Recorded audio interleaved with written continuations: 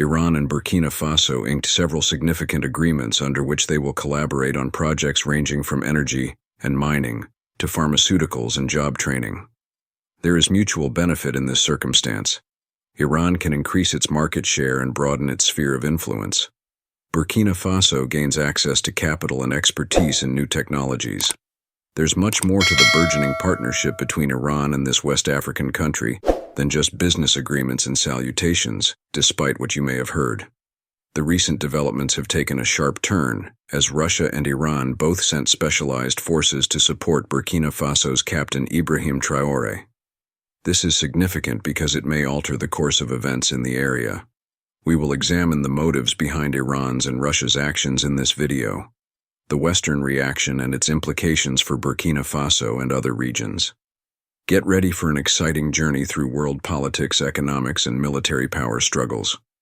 Although they may not seem like a good match, Iran and Burkina Faso have been developing a solid connection over time. Trade and diplomacy were the foundations of it all. The two nations have been collaborating to increase investment and trade. The Iran Expo 2024 is one of the most significant upcoming events. Iran has the opportunity to present its goods and services to the global market at this enormous trade exhibition. Although Burkina Faso's invitation to take part could improve both countries' fortunes, this cooperation is about more than simply business.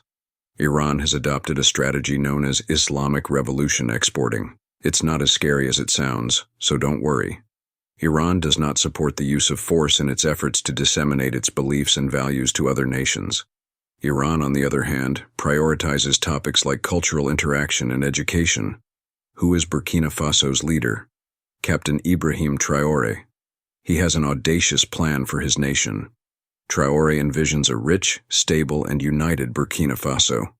Every citizen ought to have the opportunity to realize their greatest potential, in his opinion. That's a significant objective. Traore, though, is determined to see it through. Terrorism and insecurity rank among Burkina Faso's main problems. Violence and instability have taken a serious toll in certain areas of the nation. A win-win scenario exists. Iran can increase its market share and broaden its sphere of influence. Burkina Faso gains access to capital and expertise in new technologies. Although Burkina Faso appears to benefit from Iran's increasing influence in Africa, some individuals may be concerned about it. This collaboration has the potential to serve as an example for other developing nations, provided that both countries maintain their focus on cooperation and mutual gain. Fighting terrorism has been Traore's main concern, because he understands that if his people don't feel safe, he can't create a brighter future for them. Traore is attempting to boost intelligence capacities in Burkina Faso and regional cooperation, but he is aware that security on its own is insufficient. His goals for Burkina Faso's economy are also very ambitious. By lowering poverty and generating jobs, he seeks to invest in infrastructure, education, and the agriculture sector. Iran plays a key role in Traore's efforts to better the lot of all Burkinabés. To support Traore in his endeavors, Iran has chosen to send military personnel to Burkina Faso. This is a significant step that demonstrates how much Iran appreciates its collaboration with Burkina Faso. Why is Iran acting in this way then? Well, there are a couple of them. The first is that Burkina Faso and Iran are very similar. Both of these nations are in the process of development and are looking for their place in the world. They both wish to improve their people's futures, eradicate poverty, and generate jobs. They both can accomplish more than they could apart. Iran's second goal is to thwart Western influence in the area. Africa has long been the focus of Western influence, spearheaded by nations such as France and the United States. However, a lot of African nations are beginning to search for new allies who will assist them in accomplishing their objectives without all the drawbacks associated with colonialism and exploitation. Iran sees a chance to be that collaborator.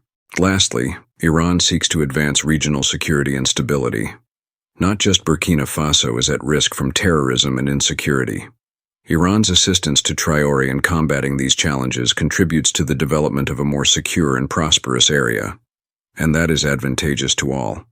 However, Iran is not the only nation investing in Burkina Faso. The fact that Russia is supporting Traore is also significant. What therefore is Russia hoping to achieve by supporting Traore? There are a couple of options, though. Initially, Burkina Faso's natural resources, such as zinc, manganese, and gold, are of interest to Russia. Russia's economy depends heavily on these resources, and Burkina Faso is a major supplier. Second, Russia desires to increase the size of its armed forces in the area. Russia may thus establish a presence in Burkina Faso and utilize it as a platform for operations in the Sahel by backing Traore. Russia may be able to project power and influence in the area thanks to this. Lastly, by supporting African leaders like Traore, who aim to lessen their reliance on the West, Russia hopes to oppose Western domination in that continent. Russia can lessen Western influence while seizing fresh chances. This is a component of a larger plan that Russia is implementing from Madagascar to Libya throughout the continent. Naturally, it's critical to keep in mind that Russia does not always have a positive role in Africa. So what is the response from Western nations to all of this? Naturally, they are not pleased about it. Particularly, the United States and France have voiced concerns regarding Russia's and Iran's increasing sway in the region. Iran has long been seen by the U.S. as a danger to its interests in the Middle East and elsewhere. Washington does not find it acceptable that Iran could increase its influence in Africa. In contrast, France has a long history of participation in its former colonies in Africa, such as Burkina Faso. It views the actions of Russia and Iran as a direct threat to its sway over the area. Concerns exist around the possible change in the regional power structure. Should Iran and Russia assist Traore in accomplishing his objectives and stabilizing Burkina Faso, other African leaders would be motivated to pursue comparable collaborations, perhaps resulting in a more extensive realignment of alliances and a reduction of Western sway over the continent. Of course, the participating nations may potentially face diplomatic and economic repercussions. For instance, Iran has pledged to supply Burkina Faso with petroleum products and assist in the construction of an oil refinery in that nation. Burkina Faso's energy sector may benefit greatly from this and become less reliant on imports. Burkina Faso may benefit from the mining and other extractive industries expertise of Russia to capitalize on its natural riches. Additionally, there are chances for technology transfer and employment generation. Burkinabe's firms could acquire new skills and expertise necessary to expand and compete in the global market by collaborating with Iranian and Russian industries. These are not all. Even if Burkina Faso wishes to conduct business with Iranian enterprises, the U.S. sanctions on Iran may make it tough. In addition, there are worries about Burkina Faso's internal political unrest, which may deter foreign investors from investing there.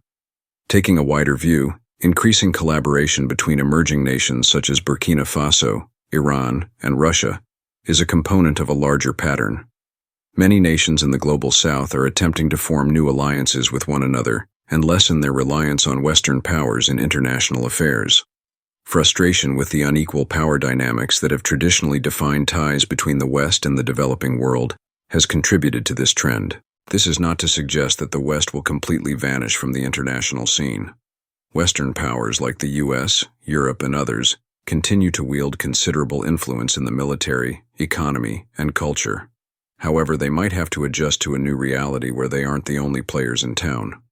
Burkina Faso may be able to express its agency and forge a new path for its future by forming partnerships with Iran and Russia, but it will need to exercise caution in balancing these new relationships with its current links to the West and other African nations. If it is successful in doing so, it may become an example for other emerging nations trying to make their way through a world that is becoming more complicated. Of course, Iran's and Russia's support for Traore presents certain difficulties and unknowns. Russia and Iran might have different goals in mind from Burkina Faso over time. There's also the matter of how this new alliance will be received by other nations in the region. Some might view it as a threat and try to resist it. What does all of this mean for us now? There's no doubt about it. The world will be closely observing how this collaboration between Russia, Iran, and Burkina Faso develops over the next few months and years. Will it succeed in fostering new forms of collaboration among developing nations, or will it crumble in the face of both domestic and foreign obstacles? Time will tell. However, one thing is certain, there is a lot on the line, and things may become really bad. What do you believe Burkina Faso's and its new friends' futures hold? Tell us in the comments section below for a deeper look at world politics and economics. Don't forget to like and subscribe. Thank you for watching, and see you in our next video.